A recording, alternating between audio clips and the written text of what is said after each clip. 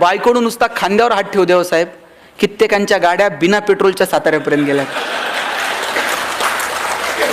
पैसे नव्हते पण आनंद होता की नाही. आता एसी गाड्यांमधून नवरा बायको फिरतात. नवरा तिकडच्या खिडकीतनं तिकडं बघतो, बायको इकडच्या खिडकीतनं इकडं बघते. ड्रायव्हर मधल्या आरशातनं दोघांकडे बघत असतो. हे बोलत का नाही? यांना अडचण काय? साधनं वाढत गेली पण आनंद मात्र होरपळून गेला.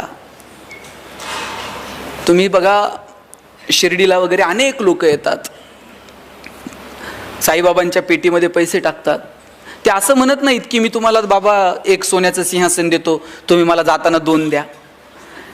त्याच्याकडे 2 पण घ्यायची कॅपॅसिटी आहे. पण हे बाबांना काय म्हणते माहिती आहे का? बाबा मी एवढे पैसे टाकलेत, रात्रीची झोप येऊ दे म्हणते मला.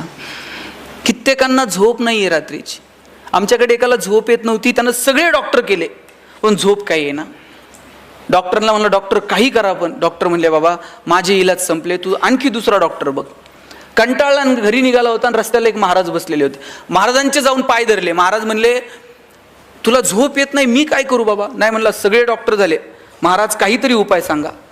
महाराज म्हणले आता कुठे याच्या नादी लागता? महाराज म्हणले एक काम कर, ज्याला झोप लागते त्याचा शर्ट घालून झोप म्हणले.